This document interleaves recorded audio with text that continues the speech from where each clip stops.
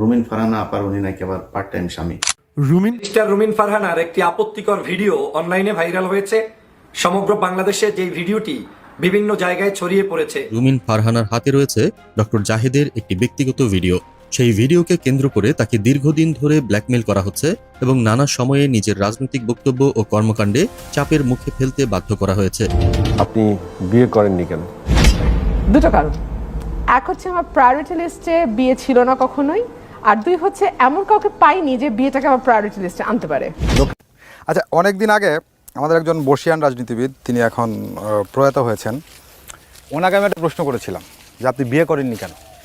তো এই প্রশ্নটা যদি আপনাকে করবো আমি? হ্যাঁ, করেন। আচ্ছা, যদি আমি করি আপনাকে এই প্রশ্নটা, আমি করতে চাই নাই, কিন্তু যেহেতু আপনি বলছেন সেজন্য করলাম আর কি উত্তর দেবেন আপনি? একই কথা, সময় পাইনি। আচ্ছা, সময় তো এখনো পেরিয়ে যায়নি। সময় বহু আগেই পেরিয়ে গেছে। না, এটা আমি একমত না।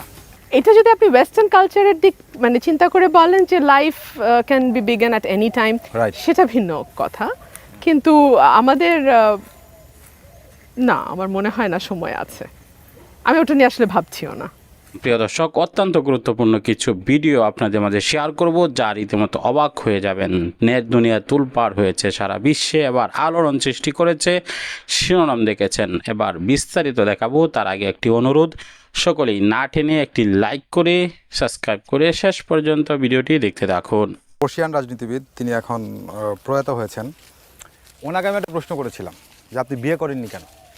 তো এই প্রশ্নটা যদি আপনাকে করবো আমি? হ্যাঁ, করেন। আচ্ছা, যদি আমি করি আপনাকে এই প্রশ্নটা, আমি করতে চাই নাই, কিন্তু যেহেতু আপনি বলছেন সেজন্য করছি। আপনি কি উত্তর দেবেন? করতে চান নাই? না, আমি তাহলে করতে করেন না। না, যেহেতু আর বলে ফেলেছেন সে আমি করলাম আর কি উত্তর দেবেন আপনি? একই কথা, সময় পাইনি। আচ্ছা, কিন্তু এটা আমি একটু ব্যাখ্যা করতে চাই। অবশ্যই। উনি সময় পাননি কেন সেটা আমি জানি না, উনি বলতে পারেন। আমি সময় পাইনি কারণ আমার পারিবারিক একটা বিরাট রেসপন্সিবিলিটির জায়গা ছিল।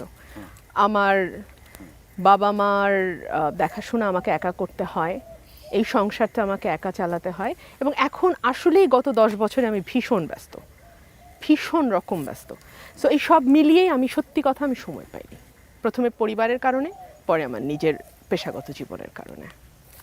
সময় তো এখনো পেরিয়ে যায়নি। সময় বহু আগেই পেরিয়ে গেছে। না, এটা আমি একমত না। এটা যদি আপনি ওয়েস্টার্ন কালচারের দিক চিন্তা করে বলেন যে life can be begin at any time, সেটা ভিন্ন কথা। কিন্তু আমাদের না, আমার মনে হয় না সময় আছে। আমি ওটা নিয়ে আসলে ভাবছিও না। না, সেটা অবশ্য ঠিক। আচ্ছা, একাকিত্ব কেমন লাগে আপনার? সময় কোথায় একাকিত্ব পাওয়ার? একাকিত্ব তো পাই না রোমেল ভাই। আমার পুরো বাসার রেসপন্সিবিলিটি দেখে, পার্টির কাজ করে, আপনাদের গণমাধ্যমের সাথে প্রতিনিয়ত কথা বলার পরে, লেখালেখি করার পরে আমি তো সময় পাই না, হাতে সময় থাকে না। তাই? মানে সময়ের খুব টানাটানি। সময় টানাটানি, সত্যি। আমার যদি কোনো কিছুর অভাব থাকে সেটা হচ্ছে সময়। কিন্তু আমি কেন জানি আমার বারবার মনে হচ্ছে, সেটি হচ্ছে ধরুন এই যে আপনার পার্টির কাজ করা, আপনার গণমাধ্যমের সঙ্গে কাজ করা, আপনার নিজের লেখালেখি করা, আপনার আইন পেশায় সময় দেয়া, এত কিছুর জন্য কোনো না কোনোভাবে আপনি সময় বের করে নেন, এইটার জন্য আপনি সময় পান না। আমার মনে হচ্ছে এটা আপনি এড়িয়ে যাচ্ছেন।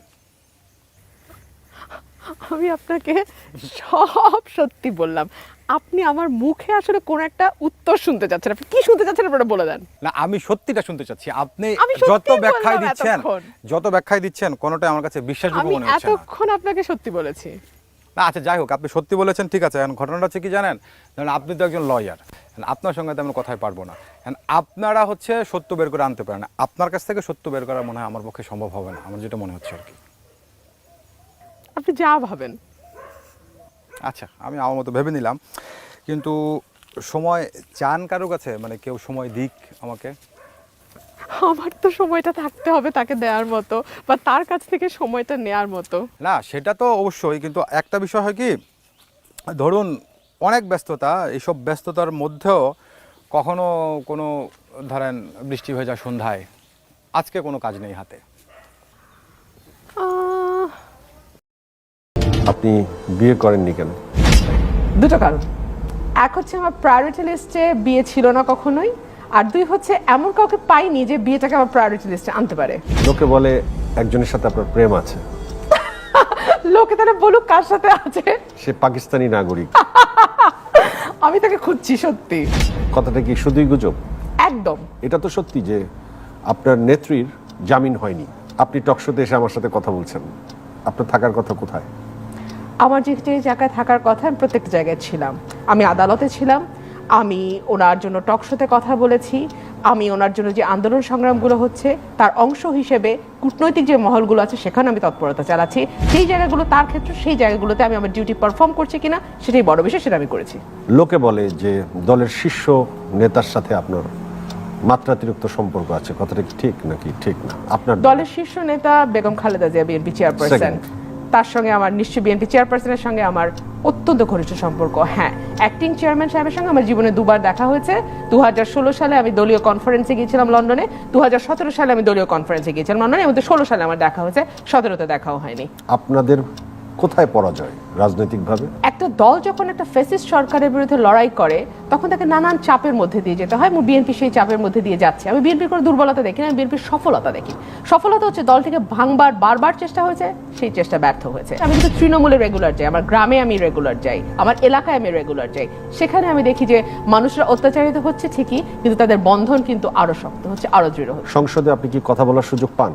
পাই এবং পাই না, দুটোই। যে কথাগুলো বলার সুযোগ পান না 300 সেকেন্ডে বলে ফেলেন। আমি প্রথমেই দেশনেত্রী বেগম খালেদা জিয়ার মুক্তি চাই, কারণ একজন আইনজীবী হিসেবে আমি জানি আইনে যে কন্ডিশনগুলো দেওয়া আছে তার প্রত্যেকটা উনি স্যাটিসফাই করেন। শুধুমাত্র রাজনৈতিক প্রতিহিংসার কারণে তাকে জেলে রাখা হয়েছে, আমি তার মুক্তি চাই। 1, 2 হচ্ছে আমি দেশের আইনের শাসন চাই, সুশাসন চাই, এবং যে আপনার জন্য আইন আছে, আদালত আছে, আমার জন্য থাকবে না, তা যেন না হয়। আর মিথ্যা হয়রানিমূলক মামলায় আমাদের অসংখ্য নেতাকর্মী কারাগারে আছে, অসংখ্য নেতাকর্মী পলাতক আছে, অসংখ্য নেতাকর্মী তার এলাকায় যেতে পারে না, তারা যেন সুষ্ঠু ধারার রাজনীতি করতে পারে সেই দাবি আমি জানাচ্ছি। এবং বাংলাদেশের মানুষকে তার অধিকার, তার ভোটাধিকার যেন ফিরে দেওয়া হয়, যেখান থেকে তাকে বঞ্চিত করা হয়েছে গত 6 বছর যাবত। দুটো ইলেকশন চলে গেছে, মানুষ ভোট দিতে পারেনি, মানুষকে তার ভোটের অধিকার ফিরে দেওয়া হোক। মাননীয় প্রধানমন্ত্রীর কাছে আপনি জমি চেয়েছিলেন এবং আপনি সেখানে লিখেছেন যে আপনার ঢাকা শহরে কিছু নেই, কিন্তু লোকে বলে 1973 সালে বঙ্গবন্ধু আপনার বাবাকে লালমাটিয়ার একটি বাড়ি দিয়েছিল এবং আপনি নির্বাচনী হলফনামায় আপনার লালমাটিয়ার বাড়ি এবং ইস্কাটনের ফ্ল্যাট উল্লেখ করেছেন। তো এরকম একটি সম্পদ থাকার পরেও আপনার কিছু নেই বলে আপনি উল্লেখ করেছেন কেন? বেশ কয়েকটি ভুল তথ্য এসছে, প্রধানমন্ত্রীর কাছে আমি কোনো চিঠি দিইনি। নেত্রী যখন জেলে গেলেন আপনি শুধু টকশোতে এসে যুদ্ধ করলেন। এ নিয়ে আপনার দলের একজন রাজনৈতিক কর্মী নেত্রী মনি আপা ভিন্ন ধর্মী স্ট্যাটাসও দিয়েছিলেন আপনাকে নিয়ে, এই ব্যাপারে আপনার বক্তব্য কি? হাতে হাতে মোবাইল ফোন, হাতে হাতে ইন্টারনেট, যে যার মনের কথা প্রকাশ করতেই পারেন, সেটা একই সঙ্গে তার। দর্শক, সম্পূর্ণ ভিডিওটি দেখলেন, বুঝতে পেরেছেন ভিডিওটি অত্যন্ত গুরুত্বপূর্ণ। আমরা ব্রেকিং নিউজ, তাজা খবর, আপডেট টপিকগুলো আপনাদের মাঝে শেয়ার করি। সকল আপডেট এবং ব্রেকিং নিউজগুলো সর্বপ্রথম পাওয়ার জন্য আমাদের চ্যানেলটিকে সাবস্ক্রাইব করে দিবেন। দেখা হচ্ছে পরবর্তী ভিডিওতে। ভালো থাকুন, সুস্থ থাকুন, বিদায় নিচ্ছি। আসসালামু আলাইকুম রহমতুল্লাহ।